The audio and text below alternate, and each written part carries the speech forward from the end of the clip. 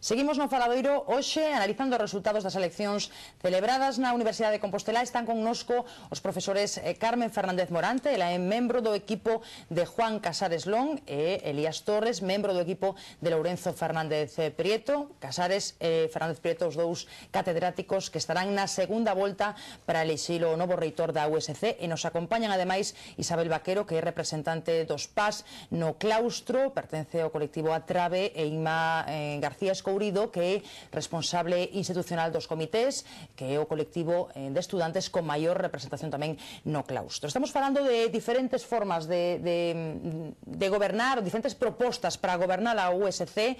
Antes da publicidade quedaban Inma e Isabel por apuntar algunha cousa sobre o que se dicía, pois equipos máis grandes, máis pequenos, máis cohesionados, menos a participación, o protagonismo do claustro.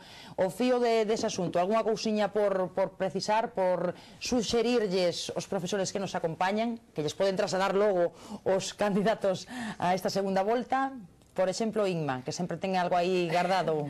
Bueno, ahora mesmo non teño nada guardado, pero vamos, sí que é certo que como comentaba antes, o equipo ten que ser forte e cohesionado, pero tamén, como decía Elías, se un equipo non é forte e cohesionado ao principio, pois tamén é un problema, verdade? O tema de disminuir, por exemplo, as vicerreitorías, tal como ten Lourenzo Fernández Prieto no programa, a nos parece importante no sentido de que se poida garantir unha maior participación de persoas que non están na equipa reitoral para o Consello de Goberno, pero no claustro. Eso, como comentei xa antes, o papel do claustro parece fundamental, recuperar o claustro como ese órgano de debate da universidade, non como órgano que se reunía, por eso, como dixen antes, por mero trámite. Vale, Isabel. Sí, bueno, nos na liña esta que defendemos da profesionalización da xestión, creemos que choca un pouco cos grandes equipos de goberno que hubo ata ahora na universidade. Parece lóxico que para marcar liñas políticas, que non fan falta 14 persoas, por exemplo, como aparece no equipo do profesor Casares, e sí que o peso da xestión recaia fundamentalmente nunha xerencia forte, non nun xerente, sino nunha xerencia, nun equipo xerencial que dirixa áreas que son moi complexas, e aí cada día son máis complexas. E aí colle Carmen uns papéis, supoño que para apuntar algo ao respecto, non? Que estás aí respecto ao equipo, insisto, somos un equipo cohesionado, plural, e forte. Somos un equipo integrado por 8 vicerreitorías, non máis, unha estrutura de goberno pensada, en algúns casos, xa explicou o candidato nas súas visitas aos centros, para solucionar moitas disfuncións, evitar solapamentos, agrupamento de 2 vicerreitorías, como pode ser a de posgrado e a de grado, redenominación da vicerreitoría de profesorado como de persoal docente e investigador, con esa intencionalidade clara de traballar xa con os tempos, non? Falamos de persoal docente e investigador, componente docente e investigador, e pensando, aquí falamos de programa, de establecer unha plantilla óptima, que non unha RPT como tenemos ahora, que sería un cadro de personal planificado. Estamos a falar de formación, estamos a falar de planificación, estamos a falar tamén de carreira docente, e estamos a falar de renovación da plantilla. Temos en riba da mesa un problema moi grande nos próximos 5 e 10 anos de renovación de plantilla e de áreas nas que temos problemas de difícil captación, etc. Non vou entrar máis no programa, temos programa coñecido, podemos entrar en temas concretos. Respecto á estrutura xerencial, concordamos no programa, para nós é fundamental a profesional, facer visible a profesionalidade do PAS, que a ten. Un dos problemas que nos detectamos era que moitas veces están sendo monitorizados por docentes en moitas tarefas, e por tanto un dos nosos compromisos é eliminar todos estes cargos académicos que de alguna maneira monitorizan o seu traballo e, por suposto, apoiarnos na profesionalización deste colectivo.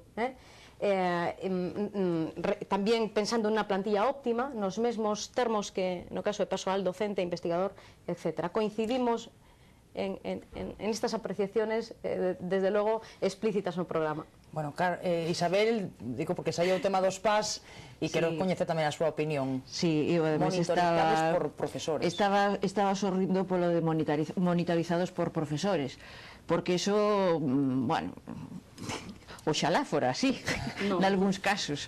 En moitos casos o que ocorre é que son os propios profesores os que están ocupando postos que deberían ser estruturais do cadro de persoal de administración e servizos. O sea, hai profesores botando horas, facendo cálculos e cábalas que corresponden a servicios de xestión. Por exemplo, xa que o comentou, de profesorado. Bueno, nós non entendemos por que a estas alturas da película ten que haber unha vicerrectoría de persoal, aínda que en vez de profesorado sexa de persoal docente e investigador. Son recursos humanos.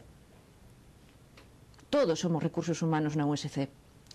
A necesidade de establecer liñas políticas a respecto dos recursos humanos, sexan de PAS ou sexa de PDI, de establecer que áreas son deficitarias, en que áreas hai que reconverter persoal, por exemplo, no caso de PAS, en que áreas son estratégicas e convén potencialas, eso é tanto para PDI como para PAS. Eu creo que as vicerreitorías e o equipo de goberno, evidentemente, con aprobación de órganos de goberno e demais, debe establecer as liñas políticas que marquen cales son eses obxectivos estratégicos en canto a persoal. E ten que ser unha xerencia a que se encargue de facer esa xestión, de executar esas liñas políticas e probablemente faríao con moitas menos presións, sobre todo por parte do PDI. A ver, Elías Torres. Eu creo que na situación en que estamos, de crise económica externa e interna, o que temos é que suprir a falta deses recursos coa reivindicación, coa búsqueda en moitos lugares, non só en Galiza, non só no Estado, tamén en Europa e en outros lugares, de recursos para a universidade. E, entre tanto, o que temos é que tentar aplicar outros capitais, o capital do coñecimento e da inteligencia para a nosa universidade. Iso que implica? Implica que deixemos de gastar enerxías onde non debemos, que racionalicemos mellor os nosos tempos. Como se concretiza iso?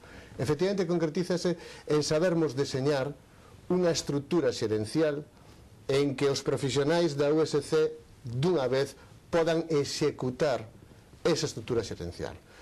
Como se concretiza? En deixar que o PDI se teña que dedicar a facer unha serie de tarefas que non lle corresponden, que non debería facelas, e a investir enerxías que deben estar investidas noutro asunto. Cando insistimos tanto en cohesionar, estamos falando na posibilidade de conectar para conseguir os mellores resultados da nosa actividade. Por iso pensamos, por exemplo, que o estudantado, máis alá da súa representación no claustro, no Consello de Goberno, nos sitios, ten que ter unha presenza decisiva tamén nos seguimentos dos graus e dos posgraus. Decisiva, porque a súa opinión é importante, son a sociedade que está na universidade. Sabemos que temos un cuadro de PDI magnífico, con grandes potencialidades, pero tamén con muitísimos resultados en sexenios, en captación de recursos, etc. E que está na media de 55 anos, que temos que renovalo. Sabemos que hai 416 persoas que se subiran nos próximos 5 anos. Por iso temos un programa de captación de profesorado, comezando por figuras de Parga Pondal, Ramón y Cajal, despois tamén sustituídas por axudantes, non axudantes, etc., axudantes doutores ou axudantes, ou incluso asociados, para ir xa planificando esa renovación fundamental. Como sabemos tamén que no PAS a dirección, a boa parte da dirección dos PAS nos próximos anos vai desaparecer, é dicir, vai xubilarse tamén, e que necesitamos ayornar ese persoal imprescindible para conseguir eses obxectivos. É dicir, todo iso sabemos, e eses van a ser os retos da cohesión da universidade e dese modelo de integración. Por iso nos falamos de modelo de futuro neste sentido. Carmen, sí. Logo Ima. Gracias. E vos, si falades de o que sabemos, non? E tedes tan clara esta visión, por exemplo, do tema do profesorado, por que non o fixéchedes cando estivéchedes como vicerreitores de profesorado no goberno durante 3 anos? Claro que fixemos. Plano de choque, 23 prazas, prioritariamente área de ciencias sociais, que, como sabe, ten 61% de alumnado, 21% de profesorado. A moito custo, aí están. E a realidade das asimetrías entre áreas que se incrementou nos nos últimos anos? Polo contrario, corrixidas con esas 23, corrixidas con esas 23 prazas. E, por certo, colocando a Ramón y Cajal e Parga Pondal dentro da estrutura de personal docente investigador e sacando a investigación. Ese é o noso programa.